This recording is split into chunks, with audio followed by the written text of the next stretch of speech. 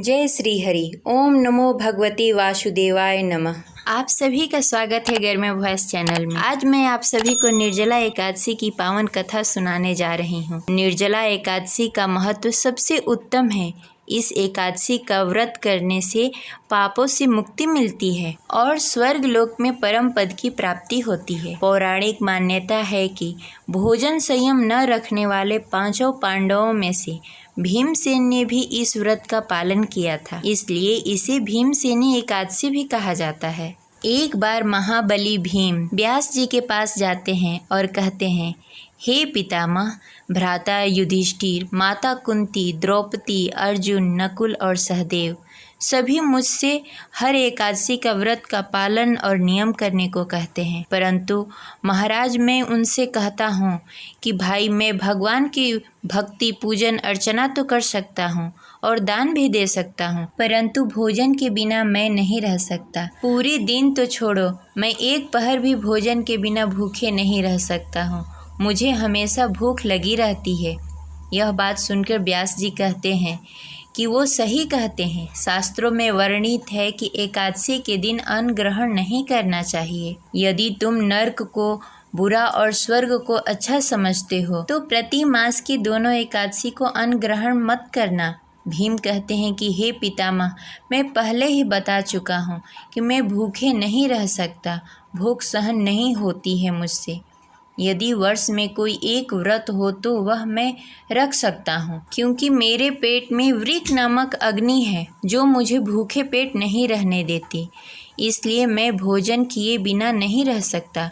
भोजन करने से वह शांत रहती है, इसलिए पूरा उपवास करना तो छोड़ो, मैं एक समय भी बिना भोजन के नहीं रह सकता हूँ। अतः आप मुझे कोई ऐसा व्रत बताएं जो वर्ष में केवल एक बार ही करना पड़े और मुझे स्वर्ग की प्राप्ति भी हो जाए। श्री व्यास जी कहने लगे कि हे पुत्र, बड़े बड़े ऋषियों ने बहुत शास्त्र बनाए हैं जिसमें बिना धन और थोड़े ही परिश्रम से स्वर्ग प्राप्ति हो सकती है। इसी प्रकार शास्त्रों में दोनों पक्षों की एकादशी का व्रत मुक्ति के लिए रखा जाता है। व्यास जी के यह वचन सुनकर भीमसेन नर्क के नाम से ही भयभीत हो गए और बोले, अब मैं क्या करूं? मास में 2 व्रत तो मैं नहीं कर सकता, क्योंकि मुझसे भूख सहन नहीं होती। अतः मैं वर्ष में एक व्रत करने का अवश्य ही प्रयत्न कर सकता हूं। अतः वर्ष में एक दिन व्रत करने से यदि मेरी मुक्ति हो जाए तो ऐसा कोई व्रत बताएं।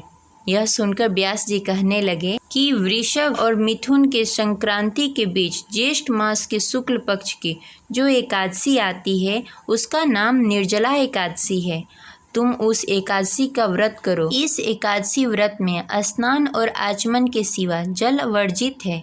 आचमन में 6 माह से अधिक जल नहीं होना चाहिए, अन्यथा वह मद्यपान के सदृश हो जाता है। इस दिन भोजन नहीं करना चाहिए, क्योंकि भोजन करने से व्रत नष्ट हो जाता है।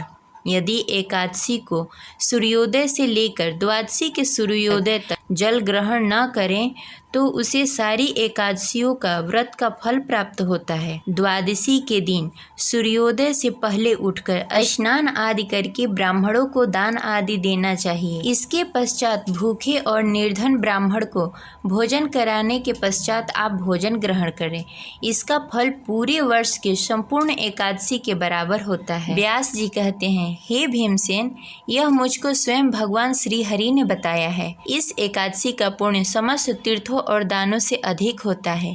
केवल एक दिन निर्जला एकादशी करने से पापों से मुक्ति मिल जाती है। जो मनुष्य निर्जला एकादशी का व्रत करते हैं उनकी मृत्यु के समय यमदूत आकर नहीं घेरते और उन्हें नहीं सताते हैं। जो मनुष्य निर्जला एकादशी का व्रत करता है उसे भगवान के पार्षद उसे पुष्पक विमान में बैठाकर स्वर्ग को ले जाते हैं। अतः संसार में सबसे श्रेष्ठ निर्जला एकादशी का व्रत है, इसलिए यत्न के साथ वह व्रत को करना चाहिए।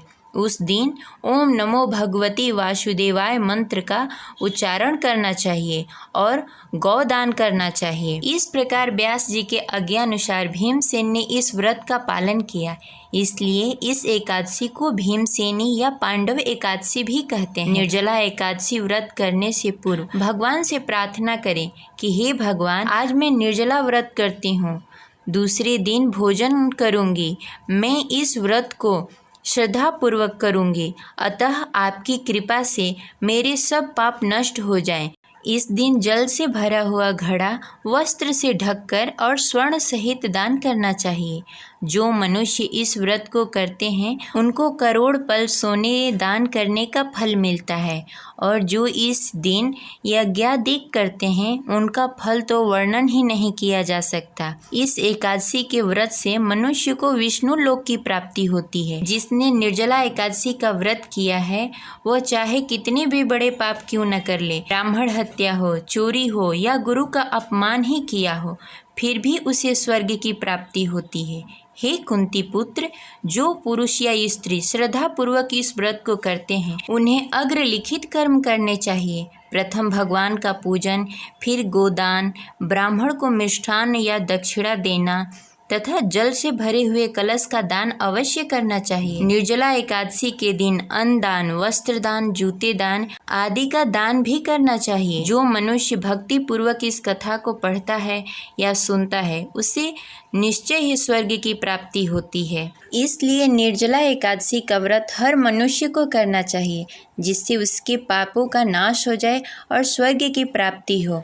जय श्री हरि।